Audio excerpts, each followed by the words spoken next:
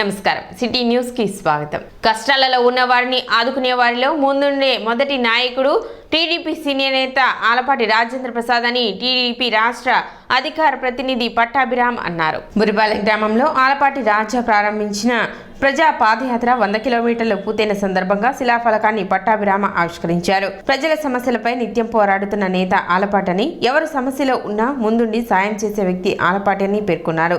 Psycho ముఖ్యమంత్రి గద్దె దిగాలంటే Janasena TDP ప్రభుత్వం రావాలని పట్టాభిరామ అన్నారు. ఆలపాటి మాట్లాడుతూ ప్రజా పాదయాత్ర ద్వారా ప్రభుత్వ వైఫల్యాలను ప్రజలకు వివరించి భవిష్యత్తుకు భరోసా ఇవ్వడానికే పాటుపడుతున్నామని అన్నారు. పెద్ద సంఖ్యలో పార్టీ నాయకులు, అభిమానులు, గ్రామ ప్రజలు పాల్గొన్నారు. రోడ్ చూసావు ఈ ఊరు వచ్చి ఎన్నేళ్ళైంది గుర్తు కదా? 30 ఏళ్ళు అయిందా పెళ్లి గుర్తు? 30 ఏళ్ళ నుంచి చూడండి రోడ్డు చూసావు. 30 ఏళ్ళుగా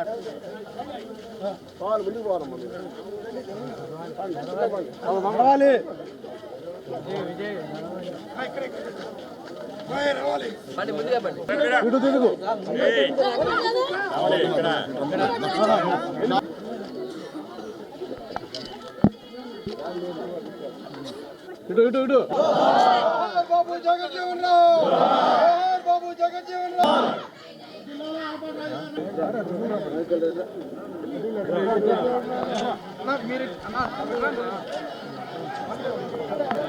బాబు వెనక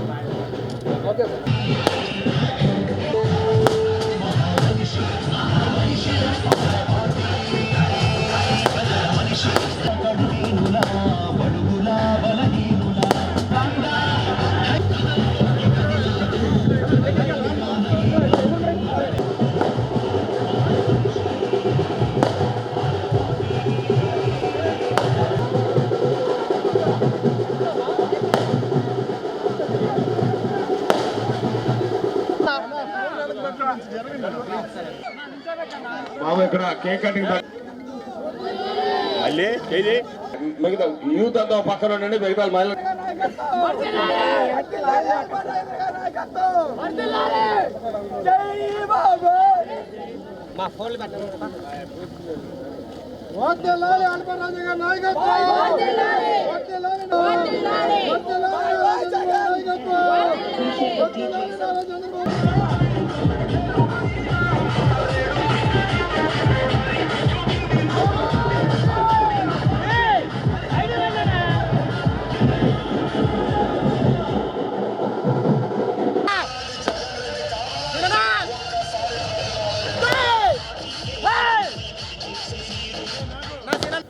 ఆ రకంగా తెలుగుదేశం పార్టీలో నిజమైనటువంటి నాయకులుగా చెప్పుకోబడేటటువంటి వ్యక్తుల్లో అగ్రభాగాన ఉండేటటువంటి వ్యక్తి ఆలపాటి రాజా గారు. కానీ కష్టాన్ని పంచుకోవడానికి ముందుకు వచ్చినటువంటి వ్యక్తులు చాలా అరుదుగా ఉంటారు. అటువంటి అరుదైన వ్యక్తి ఆలపాటి రాజా గారు. ఒక అభిమానిగానే ఈ రోజున ఈ కార్యక్రమానికి రావటం జరిగింది. మిగ్జాన్ తుఫాను వల్ల ఎంత తీవ్రంగా రైతాంగం నష్టపోయిందో, అంత కష్టాల్లో ఉన్నటువంటి రైతుల్ని పలకరించడానికి చాలా రోజుల పాటు ఈ సైకో ముఖ్యమంత్రి తాడేపల్లి కొంప నుంచి బయటికి రాలేదు.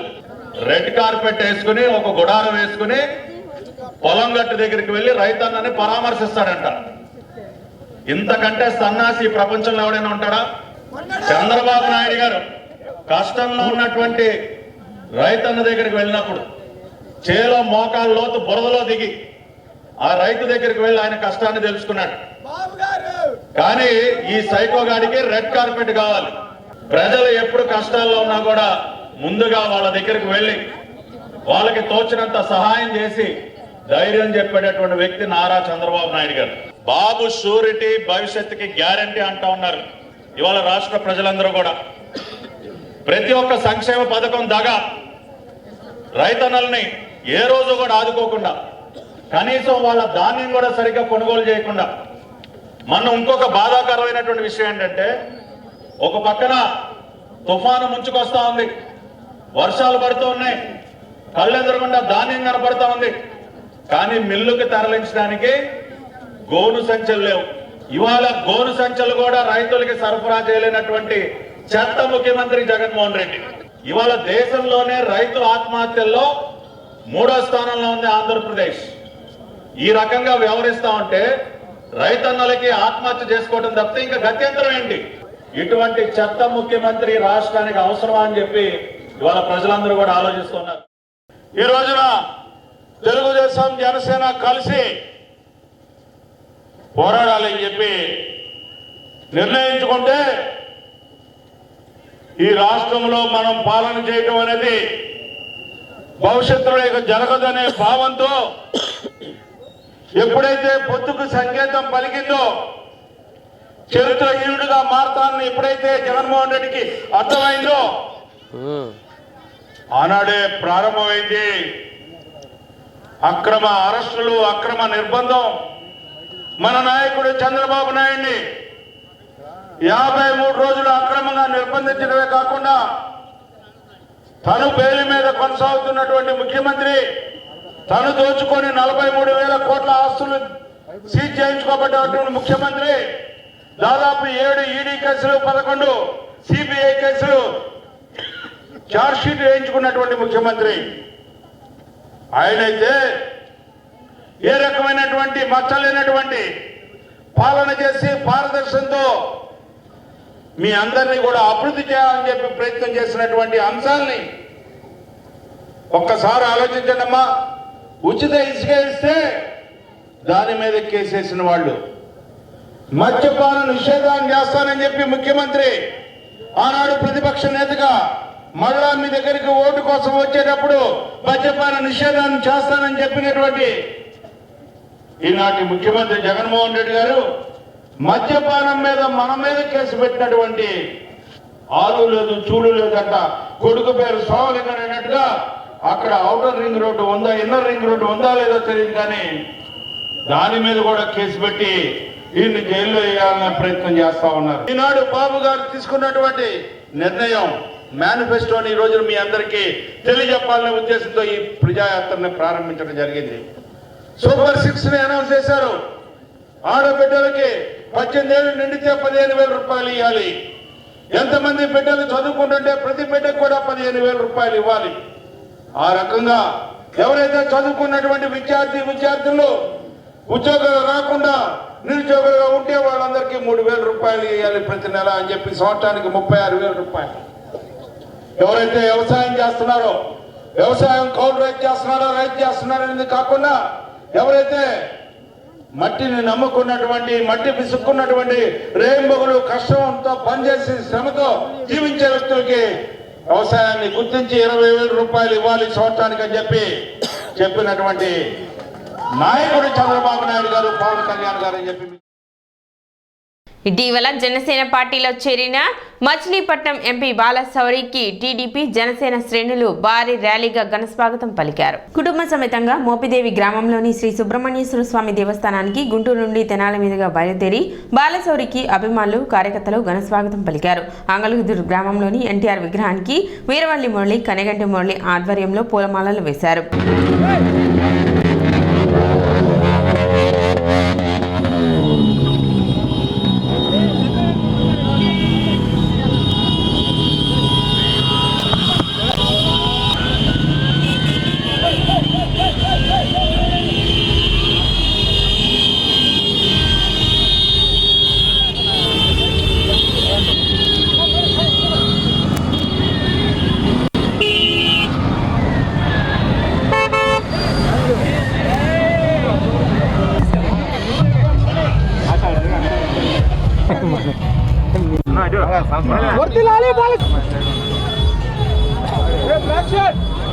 తమ్ముడు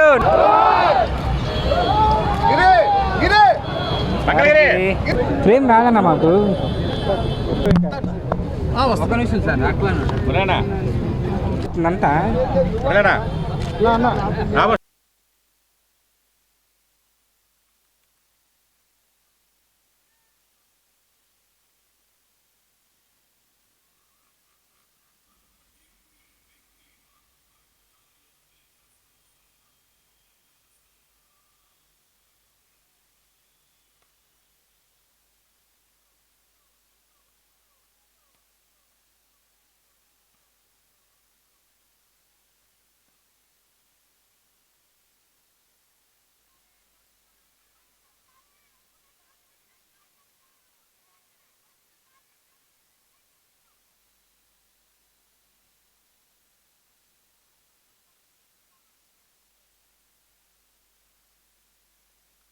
ఎంపీ వల్లభనేని బాలశౌరి గారు వైసీపీకి రాజీనామా చేసి జనసేనలో చేరటం చాలా సంతోషం. ఇవాళ తెలుగుదేశం పార్టీ, జనసేన పార్టీ రెండు కూడా జగన్మోహన్ రెడ్డి యొక్క అరాచక పాలనకి చరమగీతం పలకాలి. ఒక దుర్మార్గమైనటువంటి పరిపాలన 4 సంవత్సరాల 9 నెలలు ఈ రాష్ట్రంలో జరిగింది. అభివృద్ధి మొత్తం కూడా కుంటుపడిపోయింది. రాష్ట్రాన్ని సర్వనాశనం చేశాడు జగన్మోహన్ రెడ్డి అనే దాంట్లో ఇవాళ ముఖ్యంగా అమరావతి రాజధానిని దేశమంతా కూడా అభివృద్ధి లేకుండా, మీ రాజధాని ఎక్కడంటే ఒక క్వశ్చన్ మార్క్ పడే విధంగా ఏదైతే జగన్మోహన్ రెడ్డి వ్యవహరించాడో, మంచి వ్యక్తిత్వం గల నాయకుడు బాలశౌరి గారు పొరపాటు చేసి మనం వైసీపీలో ఉన్నాము, ఇంకా పొరపాటు చేయకూడదని చెప్పేసి ఈ రాష్ట్ర అభివృద్ధిని మనం ముందుకు తీసుకెళ్ళాలి, ఒక మంచి రాష్ట్రంగా ఆంధ్రప్రదేశ్ని తీర్చిదిద్దాలి, అది నారా చంద్రబాబు నాయుడు గారికి సాధ్యం అనే దాంట్లో ఇవాళ జనసేనలో చేరటం అనేది మేము మనస్ఫూర్తిగా తెలుగుదేశం పార్టీ తరఫున ఆయన్ని ఆహ్వానిస్తున్నాం. 2004 సంవత్సరంలో తెనాలి పార్లమెంట్లో ఎంపీగా గెలిచి, ఆ తదుపరి మొన్న జరిగిన ఎన్నికల్లో పార్లమెంట్ మచిలీపట్నం నుంచి ఎన్నికైనటువంటి శ్రీ వల్లభనేని బాలశౌరి గారు తెలుగుదేశం జనసేన కూటమిలో భాగమైన జనసేన పవన్ కళ్యాణ్ గారి సమక్షంలో జనసేనలోకి రావడం జరిగింది. గతంలో మనం తెనాల్లో ఆయన చేసిన అభివృద్ధి పనులను చూసాం. అదేవిధంగా గత 5 సంవత్సరాల్లో ఆయన ఎన్నో అభివృద్ధి కార్యక్రమాలు చేయాలనుకున్నారు. ఈ ప్రభుత్వ నిర్వాహకం వలన ఏమీ చేయలేకపోతాం. ఈ ప్రభుత్వంలో ఉంటే మన రాష్ట్రానికి మనం అన్యాయం చేసిన వారు అవుతామని చెప్పి ఆయన రాజీనామా చేసి తెలుగుదేశం జనసేన ప్రభుత్వంతో కలిసి ఆంధ్ర రాష్ట్రానికి జరిగినటువంటి వెనుకబాటుని సరిచేసి మనని అభివృద్ధి పదంలో నడపాలని చెప్పి నిర్ణయించుకోవటం, వారితో పాటు అనేక మంది ఎంపీలు, ఎమ్మెల్యేలు కూడా ఈ ప్రభుత్వానికి వచ్చే తెలుగుదేశం జనసేన వారికి మద్దతుగా అందరూ వైసీపీకి రాజీనామా చేసి ఇటు రావడం చాలా సంతోషం.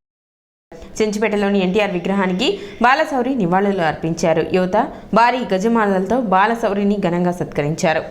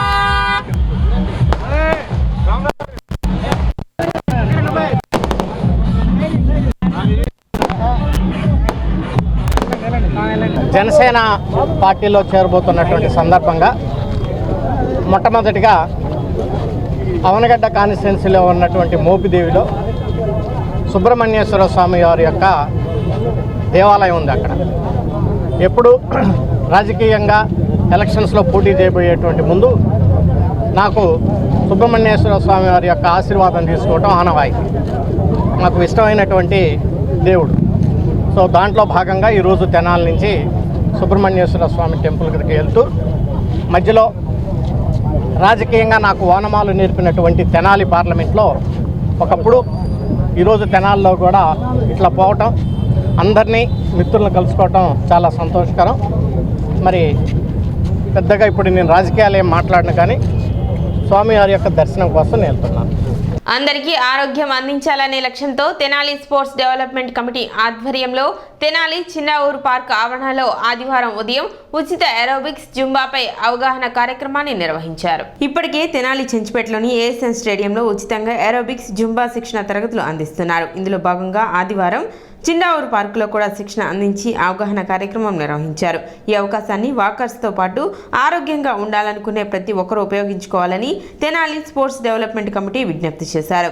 చిన్నారులు, వృద్ధులు, మహిళలు ఈ కార్యక్రమంలో ఉత్సాహంగా పాల్గొన్నారు. కానీ ఇది మటుకు చాలా హారబుల్గాను ఎంజాయ్మెంట్ చేసినట్టుంది. డ్యాన్స్ చేసి మన ఇంట్లో ఏదైనా ఫంక్షన్ జరిగితే డ్యాన్సులు వేసుకుంటాం చూడండి, అట్లా ఉంది. ఇంట్లో కుటుంబ సభ్యుల మధ్య ఫంక్షన్ చేసుకున్నట్టుగా ఉంది. చాలా చాలా ఆనందంగా, ఆరోగ్యానికి ఆరోగ్యం, ఆనందానికి ఆనందం, రెండు బాగా నాకు ఫుల్ ఎంజాయ్మెంట్. నాకు ఈరోజు మా ఫ్రెండ్ ఫోన్ చేశారండి, ఇట్లా చేస్తున్నారని. సుబ్బారావు గారు, వాసు గారు వీళ్ళంతా ఫోన్ చేస్తే వచ్చా.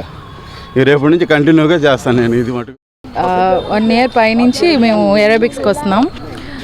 ఇక్కడ ఏరోబిక్స్ ఏంటంటే చాలా హెల్ప్ఫుల్గా ఉంది అందరికీ.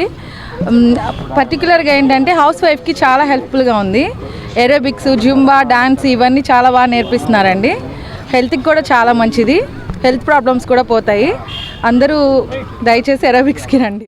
ప్రముఖ multinational company TCS digital transformation మరియు బిజినెస్ ప్రాసెస్ సర్వీస్ విభాగంలో నిర్వహించిన ప్రాంగణ ఎంపికల్లో ఏఎస్ఎన్ కళాశాల విద్యార్థులు 144 మంది ఎంపికైనట్లు ఏఎస్ఎన్ విద్యాసంస్థల అధిపతి స్థానిక ఎమ్మెల్యే అన్నాబతిని శివకుమార్ తెలిపారు. కళాశాలలో ఏర్పాటు చేసిన మీడియా సమావేశంలో ఆయన మాట్లాడుతూ ప్రపంచవ్యాప్తంగా నెలకొని ఉన్న ఆర్థిక మాంద్యం కారణంగా దేశవ్యాప్తంగా ఉద్యోగ అవకాశాలు పూర్తిగా తగ్గిపోయిన ప్రస్తుత పరిస్థితుల్లో కళాశాలలో 144 మంది టీసీఎస్కు ఎంపిక అవ్వటం కళాశాల ముందు చూపుకు దృఢ సంకల్పానికి నిదర్శనమని ఆయన తెలిపారు. ప్రస్తుతం ఉన్న పరిస్థితులకు అనుగుణంగా ప్రణాళికాబద్ధంగా కళాశాలలో ఇచ్చిన ట్రైనింగ్ ఈ ఎంపికకు కారణమని ఆయన తెలిపారు. కళాశాల వ్యవస్థాపకులు కీర్తిశేషులు అన్నాబతిని సత్యనారాయణ ఆశయాలకు అనుగుణంగా ఆయన కుమారునిగా పూర్తి నిబద్ధతతో కళాశాల బాధ్యతలను నిర్వహించడం తనకెంతో గర్వకారణమని ఆయన తెలిపారు. ఈ సందర్భంగా ఎన్నికైన విద్యార్థులను అన్నాబతిని శివకుమార్, కొలసాని రామచంద్రులు అభినందించారు. ఏఎస్ఎన్ కాలేజీ నుంచి గత 25 సంవత్సరాలుగా, అంటే కాలేజ్ స్టార్ట్ అయ్యి సుమారు 33 సంవత్సరాలు, ప్రతి సంవత్సరం ఏఎస్ఎన్ డిగ్రీ కాలేజీ నుంచి సుమారు 2000 మంది స్టూడెంట్స్కి క్యాంపస్ సెలక్షన్స్ ద్వారా ఈ ప్రాంతంలో అనేక కుటుంబాల్లో ఒక భద్రతని, ఉద్యోగ భద్రతని తీసుకొచ్చిన కాలేజ్ ఏఎస్ఎన్ కాలేజ్. అలాగే ప్రిన్సిపల్ రామచంద్ర గారి లీడర్షిప్లో సక్సెస్ఫుల్గా, అంటే రాబోయే అవసరాలు వాటికి అనుగుణంగా కంపెనీస్కి ఏవైతే అనుగుణంగా ఉన్నాయో ఆ అనుగుణంగా కాలేజ్ ట్రైన్ చేసే సిస్టమ్ని ఈ కాలేజీ మొదటి నుంచి అడాప్ట్ చేసుకుంది. ప్రధానంగా ఈరోజు టీసీఎస్ డిజిటల్ ట్రాన్స్ఫర్మేషన్ మరియు బిజినెస్ ప్రాసెస్ టీసీఎస్ కంపెనీ దేశవ్యాప్తంగా చేసిన క్యాంపస్ సెలక్షన్స్లో ఏఎస్ఎన్ డిగ్రీ కాలేజీ నుంచి 144 మంది students, BSc computer science and BCom computer science students 144 మంది ఎన్నికవటం, అలాగే వాళ్ళకి సుమారు 2,40,000 salary per academic year package ఇవ్వటం ఎంతో సంతోషంగా ఉంది. రాబోయే రోజుల్లో ఉన్న పరిస్థితులకు అనుగుణంగా ఎంతోమందితో ఎంఓయు తీసుకురావటం, మరి ముఖ్యంగా రామచంద్ర నాయకత్వంలో రామచంద్ గారి ప్రిన్సిపల్షిప్లో ఏఎస్ఎన్ డిగ్రీ కాలేజ్ దేశవ్యాప్తంగా కీర్తిని తీసుకురావటం నిజంగా చైర్మన్గా, ఈ కాలేజీ కరస్పాండెంట్గా, ఎమ్మెల్యేగా ఎంతో గర్వపడతా ఉన్నాను. వాళ్ళ digital transformation and business process వింగ్కి నేషనల్ వైడ్గా కండక్ట్ చేసిన రిక్రూట్మెంట్లో ASN degree college BCom BSc చదువుతున్న 144 మంది విద్యార్థులు సెలెక్ట్ అవ్వటం చాలా ఆనందంగా ఉంది. వీళ్ళు టీసీఎస్ వాళ్ళు గత నెలలో కంట్రీ వైడ్గా నేషనల్ క్వాలిఫైర్ టెస్ట్ అని ఒకటి కండక్ట్ చేశారు.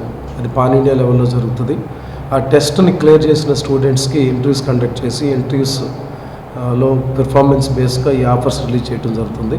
వీళ్ళకి 2.4 to 2.8 lakhs స్టార్టింగ్ శాలరీ ఉంటుంది. ఈ డిజిటల్ ట్రాన్స్ఫర్మేషన్ అనేది AI and IoT based tools మీద వీళ్ళు జాబ్ చేయటం అనేది మనము చాలా సంతోషం. సిటీ న్యూస్ ఇంతటితో సమాప్తం. నమస్కారం.